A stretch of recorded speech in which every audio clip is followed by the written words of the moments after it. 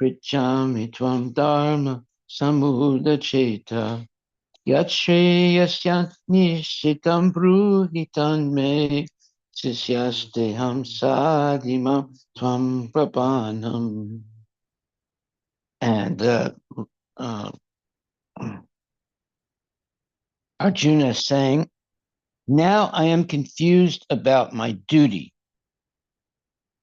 and have lost all composure because of miserly weakness. In this condition, I am asking you, meaning Krishna, to tell me for certain what is best for me. Now I am your disciple and a soul surrendered unto you. Please instruct me. Purport by Srila Prabhupada. By nature's own way, the complete system of material activities is a source of perplexity for everyone. In every step, there is perplexity, and therefore it behooves one to approach a bona fide spiritual master who can give one proper guidance for executing the purpose of life. All Vedic literatures advise us to approach a bona fide spiritual master to get free from the perplexities of life, which happen without our desire. They are like a forest fire that somehow blazes without being set by anyone. Similarly, the world situation is such that perplexities of life automatically appear without our wanting such confusion. No one wants fire, and yet it takes place, and we become perplexed. The Vedic wisdom therefore advises that in order to solve the perplexities of life and to understand the science of the solution, one must approach a spiritual master who's in the disciplic succession. A person with a bona fide spiritual master is supposed to know everything. One should not, therefore, remain in material perplexities, but should approach a spiritual master. This is the purport of this verse. Who is the man in material perplexities? It is he who does not understand the problems of life. In the Brihad Aranyaka Upanishad 3.8.10, the perplexed man is described as follows. He is a miserly man who does not solve the problems of life as a human, and who thus quits this world like the cats and dogs, without understanding the science of self-realization. This human form of life is a most valuable asset for the living entity who can utilize it for solving the problems of life. Therefore, one who does not utilize this opportunity properly is a miser. On the other hand, there is the Brahmana, or he who is intelligent enough to utilize his body to solve all the problems of life. The Kripanas, or miserly persons, waste their time in being overly affectionate for family, society, country, etc., in the material conception of life. I'm going to stop right there for a second. That doesn't mean that Krishna consciousness is not favorable for family, society, country, etc. What Prabhupada says here is that miserly persons waste their time in being overly affectionate for family, society, country, etc., in the material conception of life. So the key phrase is material conception of life. If we pay attention to our family and engage them in the spiritual conception of life, there's nothing wrong with that. But if we only engage our family in the material conception of life, that is a big mistake if you want a spiritual life. The material conception of life is eating, sleeping, mating, and defending. In fact, I've written a whole thing about the material conception of life. Let me see if I find it real quick here. 1 second, please. Material conception of life.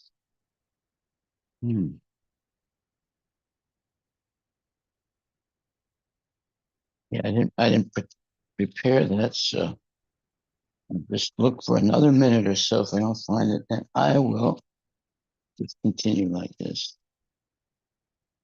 Yeah, I don't have it in front of me right now.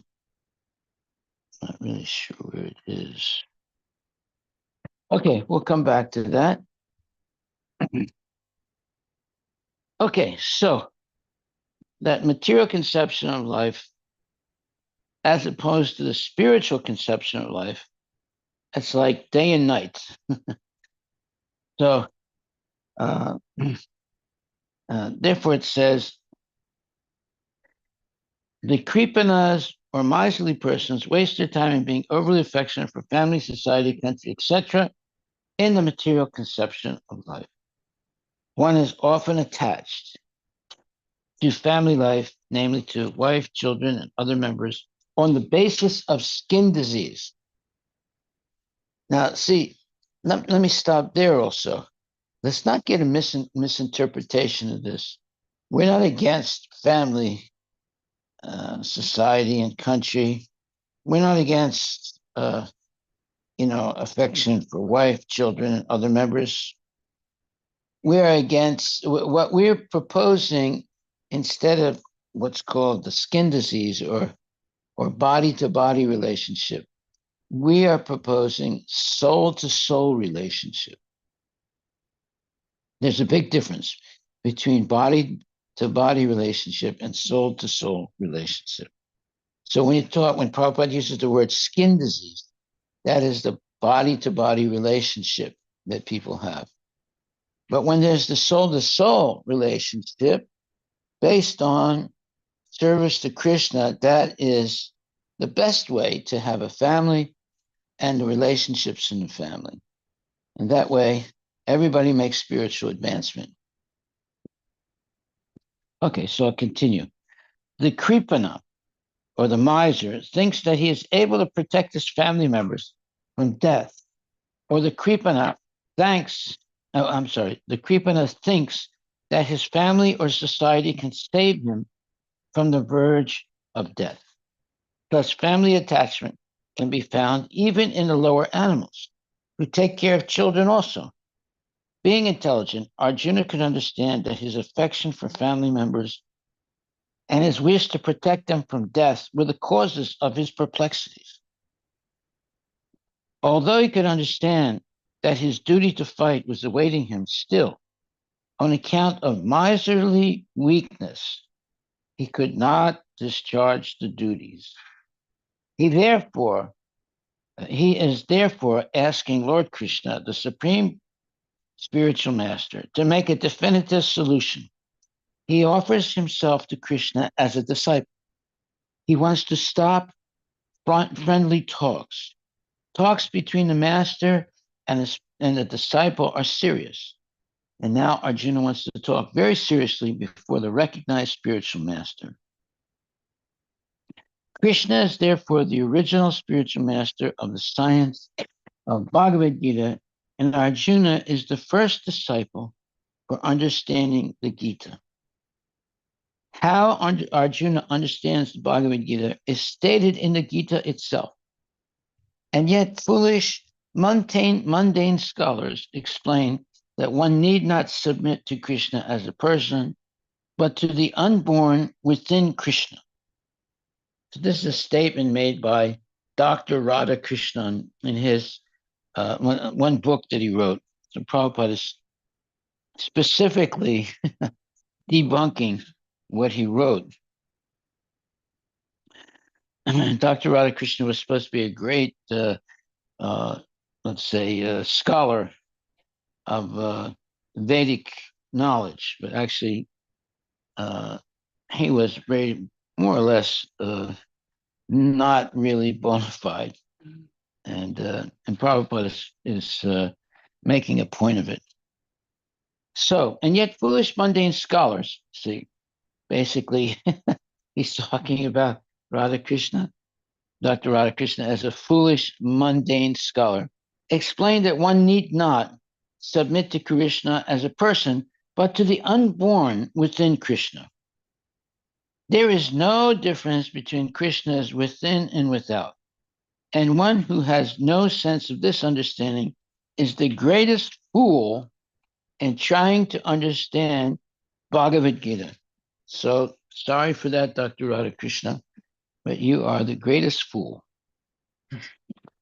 in trying to understand Bhagavad Gita and misleading so many other people. Text number 8. Arjuna continues. I can find no means to drive away this grief, which is drying up my senses. I will not be able to dispel it, even if I win a prosperous, unrivaled kingdom on earth with sovereignty like the demigods in heaven. Whoa, big statements by Arjuna.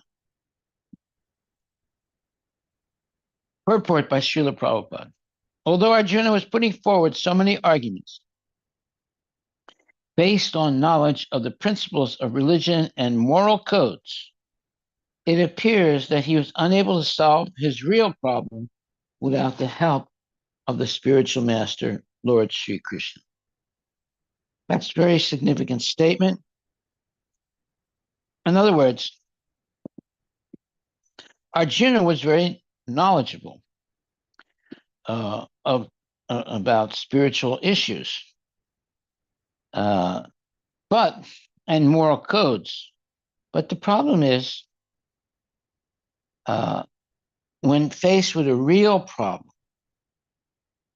and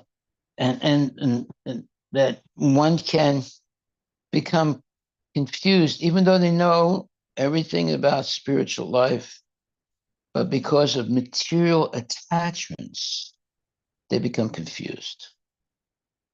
And it's hard to make a decision. And this is the dilemma of Arjuna.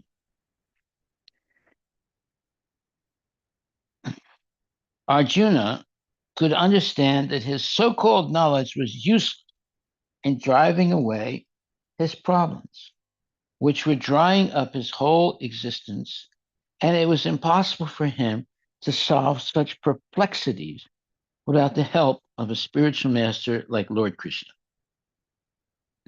Academic knowledge, scholarship, high position, etc., are all useless in solving the problems of life. Help can be given only by a spiritual master like Krishna. Therefore, the conclusion is that a spiritual master who is 100% Krishna conscious is the bona fide spiritual master, for he can solve the problems of life. Lord Chaitanya said that one who is master in the science of Krishna consciousness, regardless of his social position, is the real spiritual master. Kiva vipra kiva nyasi sudra keninaya, ye Krishna tattva veta se guru haya. It does not matter whether a person is a vipra, learned scholar in Vedic wisdom, or is born in a lower family, or is in the renounced order of life. If he is master in the science of Krishna, he is the perfect and bona fide spiritual master. It's a quote from Chaitanya Charitamrita Madhya Leela 8.128. So without being a master in the science of Krishna consciousness, no one is a bona fide spiritual master. Okay, so I'm going to stop there and we'll continue again. But I want to just talk about that a little bit because academic knowledge and scholarship and, having a PhD and so forth, these are all, Prabhupada said, these are all useless in solving the problems of life. Real help can only be given by a spiritual master like Krishna. Okay, so now someone can say, well, where is such a spiritual master like Krishna? They might make that argument. I don't see anyone that's a spiritual master like Krishna. Well, what does that mean, though? A spiritual master like Krishna. It means that they do not they do not make anything up. They're able to support every statement they make with shastric evidence, and they simply repeat the words of Krishna. They don't deviate. They don't speculate. That's the main thing. No speculation. Simply repeating what Krishna has said previously. Now, that is not plagiarism. Plagiarism is like, you repeat what someone else has written. Copy. Okay? But in Krishna consciousness, that's a good thing, because if you simply repeat or copy what Krishna has said, that's what you're supposed to do. That means that you're a bona fide person. You're only repeating what Krishna said, and you can give the proof of it by showing where Krishna said it. So you see how things are different in Krishna consciousness. In the material world, people are always trying to use their speculative, so-called acumen, or their acumen means their ability to speculate, to come up with new theories. But in Krishna consciousness, old is gold. Simply repeating what Krishna has said. And if you can do that, and you also can show people where Krishna says it, then no one can argue with you, because you're simply repeating what the Lord said, and the Lord is the number one expert on knowledge, spiritual knowledge. Okay, so Copyright violation who does? in material world, Maharaj. Yes. If a singer sings a song, Yes. you cannot use that in your thing because there's a copyright violation. Yeah, but in Krishna consciousness, if you copy what Krishna said, that's the proper way. So you see how there's a major difference between material life and spiritual life. That copyright of what somebody else says, that's somebody else's, what we would call their well, they might call it property, but that's their speculation, right? But we have the bona fide statements of Krishna, and if we simply repeat them, that's not copying. That is repeating the truth, and we can show people what Krishna has said. These points. Okay, so academic knowledge, scholarship, high position, etc., are all useless in solving the problems of life. Help can be given only by a spiritual master like Krishna. Therefore, the conclusion is that a spiritual master who is 100% Krishna conscious is the bona fide spiritual master, for he can solve the problems of life. Lord Chaitanya said that one who is master in the science of Krishna consciousness, regardless of his social position, is the real spiritual master. Kiba vipra kibrunasi sudra keninaya ye Krishna tattvaveta say Guru Haya. It does not matter whether a person is a vipra, learned scholar in Vedic wisdom, or is born in a lower family, or is in the renounced order of life. If he is master in the science of Krishna, he is the perfect and bona fide spiritual master. Chaitanya Charitamrita Madhya Lila 8.128. So without being a master in the science of Krishna consciousness, no one is a bona fide spiritual master. It is also said in Vedic literature, Satkarma nipuno vipro, mantra tantra visaradaha, avaishnavo gurur nasyat, vaishnava swapaka guru. A scholarly brahmana, expert in all subjects of Vedic knowledge, is unfit to become a spiritual master without being a Vaishnava. or expert in the science of Krishna consciousness. So, in other words, even if someone's a scholarly Brahmana, expert in all subjects of Vedic knowledge, but that does not make them qualified to become a spiritual master unless they're also a Vaishnava or expert in the science of Krishna consciousness. But a person born in a family of a lower caste can become a spiritual master if he is a Vaishnava or Krishna conscious. And this is a quote from the Padma Purana. The problems of material existence, birth, old age, disease, and death, cannot be counteracted by accumulation of wealth and economic development. And then let me stop there. That's a very interesting statement. Even Srila Prabhupada, he also thought at one time, if he could become rich, then he could spread Krishna consciousness. Right? So therefore, he had a business and so forth. But Krishna did not want him to become rich. So he basically failed. So when he came to America with $7 in his pocket, but with a message, pure message of Krishna consciousness, then he became successful. But he had a tough time in the beginning.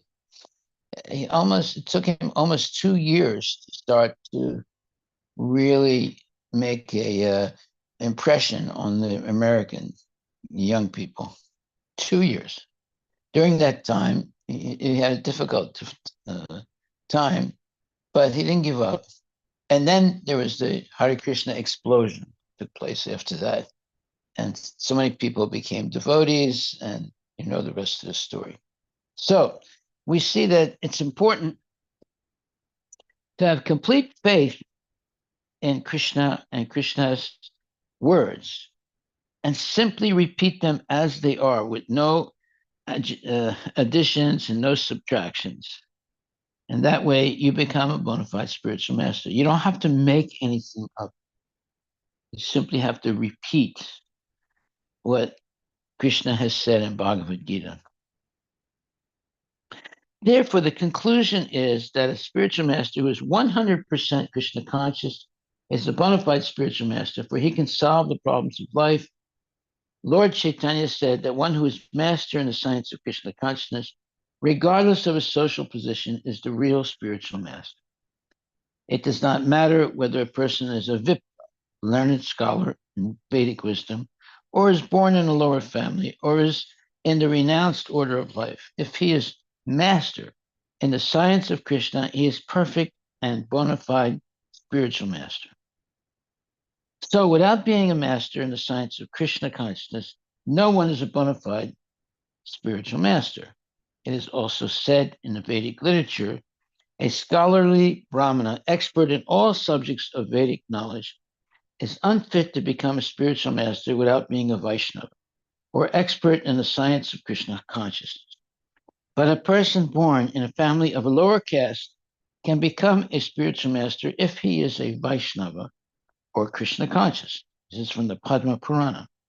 The problems of material existence, birth, old age, disease, and death, cannot be counteracted by accumulation of wealth and economic development.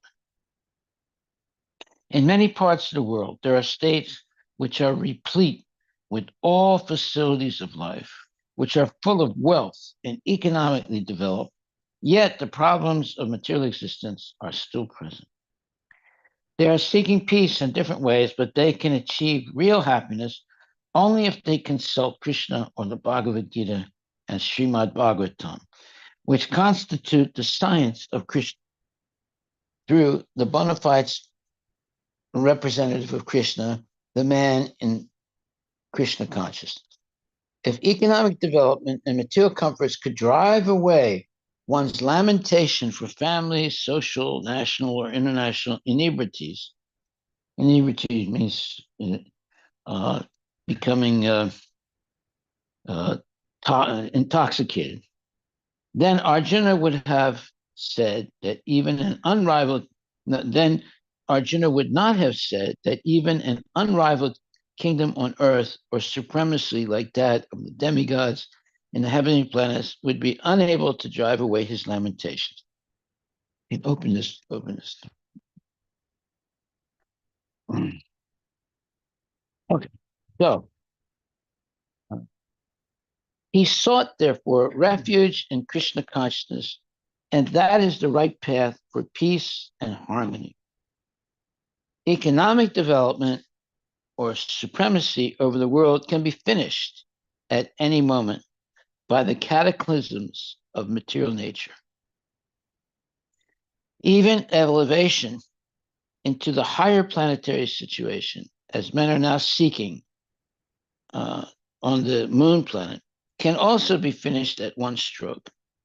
The Bhagavad Gita confirms this. Shine punye marti lokam vishanti. When the results of pious activities are finished, one falls down again from the peak of happiness to the lowest status of life. Many politicians of the world have fallen down in that way. Such downfalls only constitute more causes for lamentation.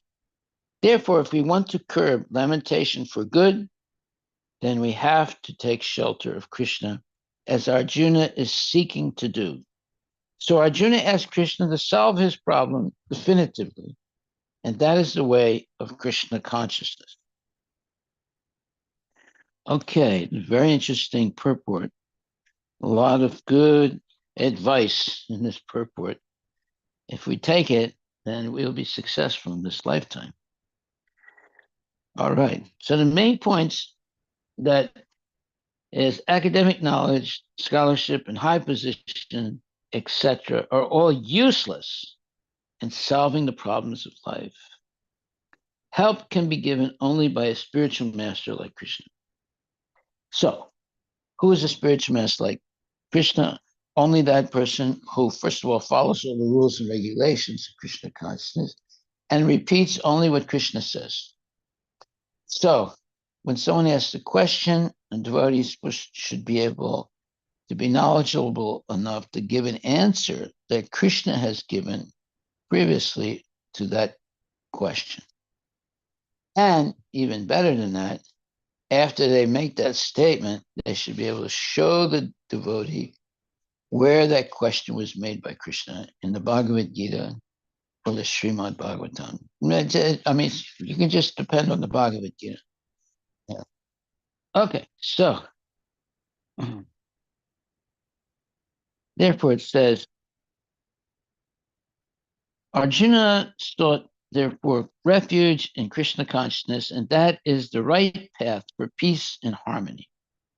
Economic development or supremacy over the world can be finished at any moment by the cataclysms of material nature.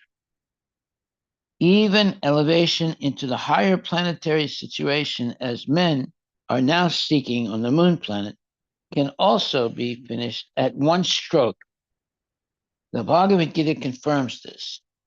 When the results of pious activities are finished, one falls down again from the peak of happiness to the lowest status of life. Many politicians of the world have fallen down in that way. Such downfalls only constitute more causes for lamentation. Therefore, if we want to curb lamentation for good, then we have to take shelter of Krishna, as Arjuna is seeking to do. So Arjuna asked Krishna to solve his problem definitively. And that is the way of Krishna consciousness. These are very profound statements that are being made here in this verse. So there's so many samples of this. Like, for example, Shah of Iran. He had such wealth and such power. He lost everything. Once Khomeini took over, he lost everything. And eventually he had to leave Iran, or else he would have been killed. And he died not very far off of, not much far off than when he left Iran. So he went from being the Shah of Iran, top position of a very powerful country, to a complete failure. You see, that can happen a lot. It happens to a lot of people in life. So we should not take refuge in being rich or famous. Rather, we should be very humble and take refuge at the lotus feet of Krishna and learn to be humble and meek and to use all our assets in propagating Krishna consciousness. Then the money is used properly and the wealth is used properly and so forth. Okay, so now, therefore, if we want to curb lamentation for good, then we have to take shelter of Krishna, as Arjuna is seeking to do. So Arjuna asked Krishna to solve his problem definitively, and that is the way of Krishna consciousness. Somebody is taking shelter in any of.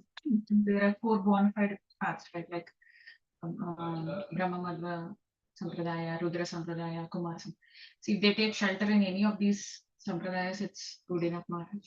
Yes. Yeah, if the devotees are, let's say, qualified, yeah, definitely. From the bona fide spiritual master. Yes. Yeah. In one of the four sampradayas. Yes. Okay, so Arjuna is asking Krishna to solve his problem definitively. So text number 9. Sanjaya said, having spoken thus, Arjuna, chastiser of enemies, told Krishna, Govinda, I shall not fight, and fell silent. Purport by Srila Prabhupada. Dhritarashtra must have been very glad to understand that Arjuna was not going to fight and was instead leaving the battlefield for the begging profession. But Sanjaya disappointed him again in relating that Arjuna was competent to kill his enemies. Parantapa. Although Arjuna was, for the time being, overwhelmed with false grief due to family affection, notice that false grief due to family affection, he surrendered unto Krishna, the supreme spiritual master, as a disciple. This indicated that he would soon be free from the false lamentation resulting from family affection and would be enlightened with perfect knowledge of self-realization or Krishna consciousness and would then surely fight. Thus, Dhritarashtra's joy would be frustrated since Arjuna would be enlightened by Krishna and would fight to the end. Now, this may be misinterpreted as, oh, the Hare Krishnas are against family affection. That is not true. But they'll say, well, but you just read that. He said, overwhelmed with false grief due to family affection. Yeah, but and he's using the word false here. There is false grief due to family affection, but there's also the right way of loving your family. It's not just the wrong way, it's the right way also of loving your family. How is that? Well, you help your family become Krishna conscious.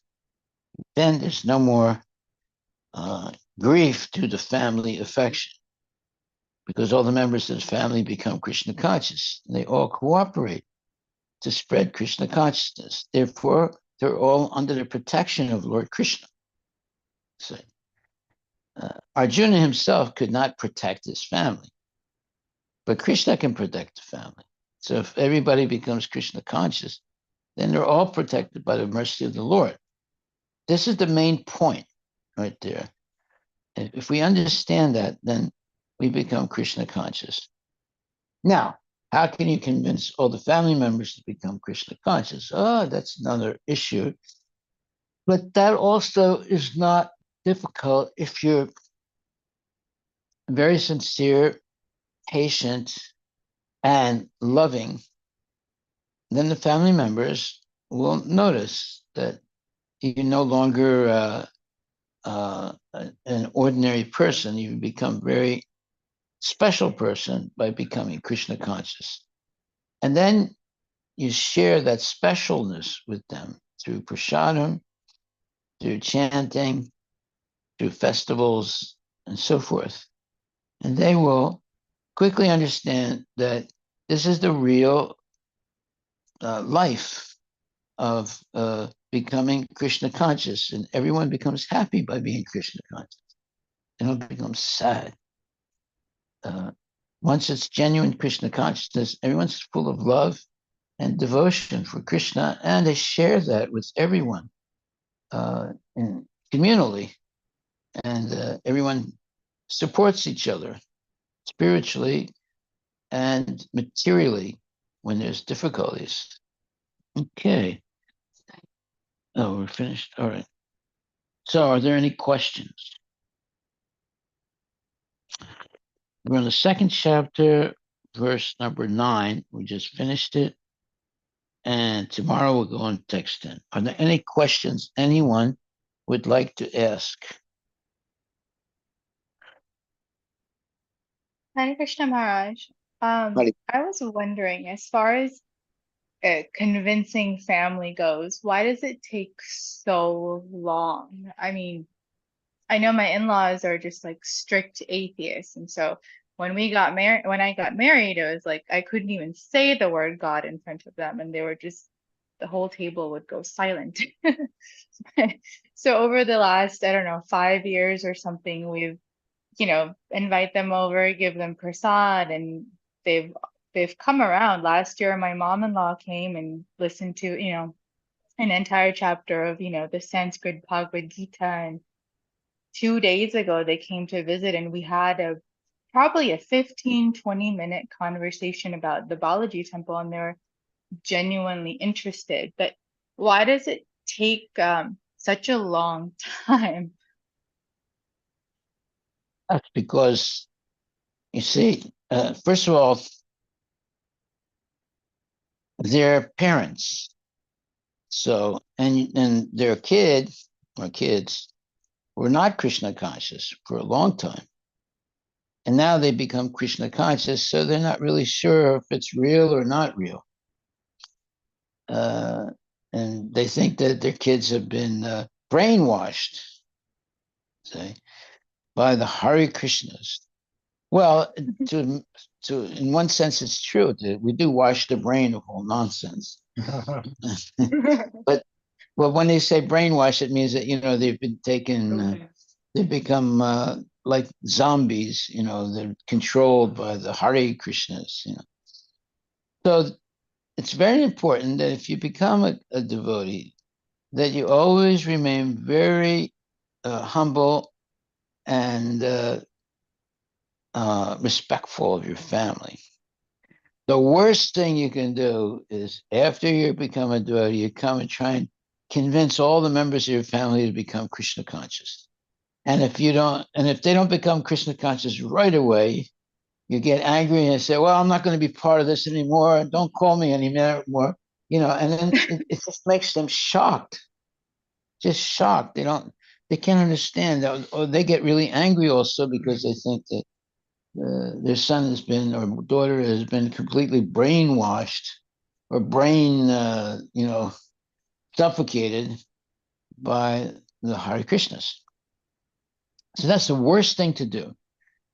The best thing to do is to become a better person because you're Krishna conscious, more loving, more gentle, more kind, more merciful. And then your parents will easily accept that, oh, my child is much better now. It's not that, as soon as you become Krishna conscious, you go home and say, you should become Krishna conscious right away, or this don't have nothing to do with you. But that's the worst thing you can do, you see. And then they'll hate Krishna consciousness. But if they see that you're more gentle, more kind, more loving, since you became Krishna conscious, and give up all bad habits, and you come home and you help clean the dishes and you help iron things, and you help, the family, and you don't force them, to listen to philosophy. The philosophy, they'll understand the philosophy by seeing your behavior. That's the best preaching. And this is what a lot of devotees misunderstand. And they think, well, if I go over there, I give them a real, philosophy beating. That's what it is for the parents. It's like a beating, and they revolt. And they get angry about Krishna consciousness. But if they see that you become much more gentle, much more friendly, much more loving, and you're not trying to force them to be something, to be Krishna conscious, but they'll be very, very happy by your newfound religious convictions that are not, let's say, brutal and calloused. So the more you become a servant of your family, the more they will respect you for your newfound spirituality. Because now you're doing the dishes, and you're helping to cook and this and that. Maybe you cook the whole meal and serve your family with prasadam and with love and devotion. Then they see, well, wait a minute, my child is much better now than before, full of respect, and makes delicious food for us, and doesn't try and brain whip us with philosophy. The real philosophy is your behavior. That's the real philosophy. They see you become a much better person by being Krishna conscious. See, most people don't understand philosophy, but they can understand it by your change of behavior. And that's the best way to convince people, is by being a really genuine, loving devotee, right? And not being judgmental, But you have to see, your parents raised you, and they took care of you for so many years. Now you went away, and then you come back, a Hare Krishna fanatic, and it just gets them angry. They get really upset, and they get angry at Krishna consciousness. So everything depends on how we behave. And if we behave more gentle, more kind, more merciful, more, let's say, a genuine sevak or servant, then the family say, wow, the kid never washed dishes before, the kid never spoke nicely like this to us before, and spending time with us, and it's not trying to, force us to change religion or change this or change that, but they have changed in a very good way. We're very happy. So we have to learn how to preach properly. And it's the hardest thing is preaching to your family. But the best way to preach to the family is by your behavior, not necessarily by words. And they can pick up on that. They can say, oh, my kid has become a much better person by coming in contact with the Hare Krishna. So maybe there's something there. There might be something there for me also. Or even if I don't want to join them, at least I respect them now because they made my child a better person. Right? That's what we should, aim for. Okay, so any more questions? Did that answer your question? Yes, it does. Thank you, Maharaj. Haribol. Okay, no more questions, no more answers. Hare Okay, Krishna. go ahead. Yes. So Maharaj, does devotee have any kind of lamentation ever? I know it makes sense to have a not lamenting on the material things and the things that we would have otherwise desired if you were not devotee. But like any lamentation ever, because I mean, even in the spiritual life, I guess I come across so many instances where, I could get discouraged by thinking, oh, I wish I would have done this, or I wish I had this, or etc.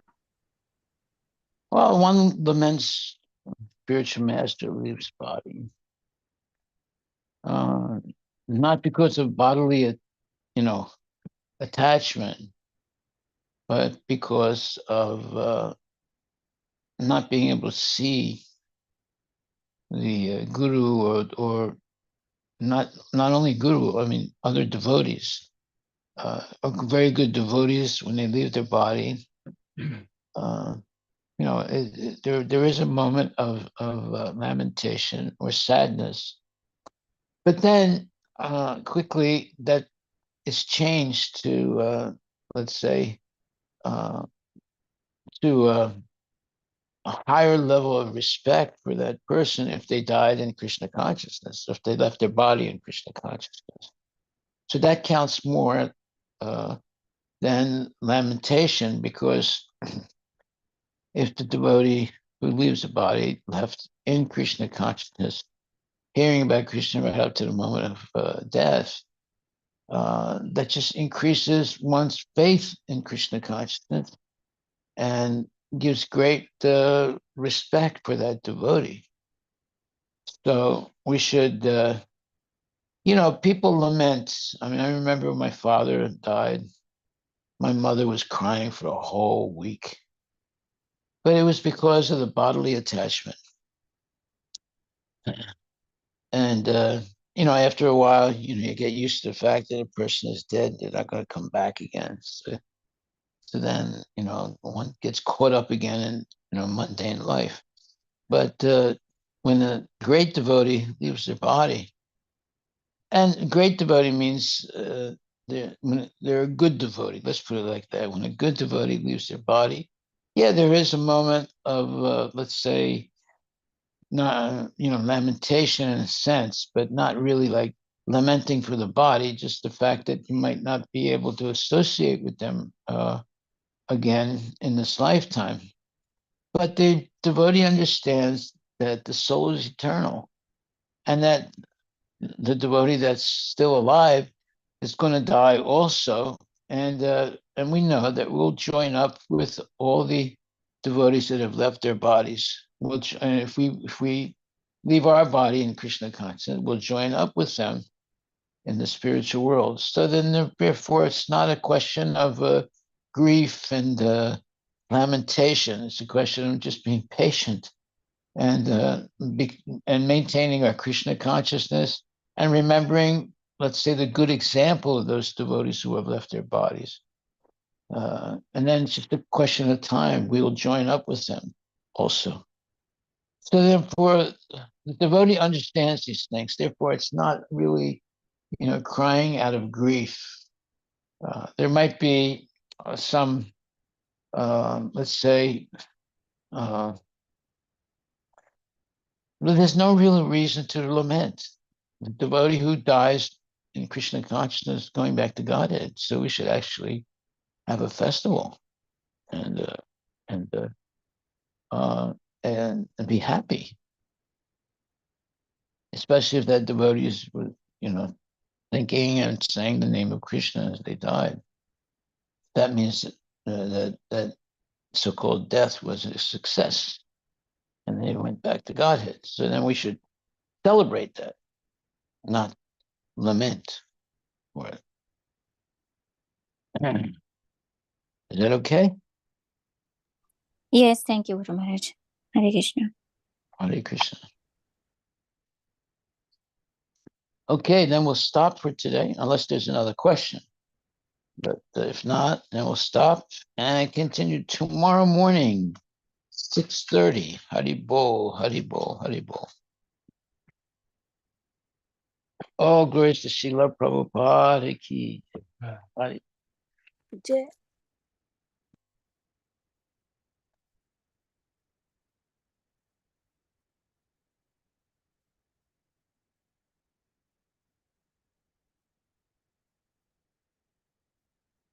It's always a tearful thing if you're lamenting because of the body has died.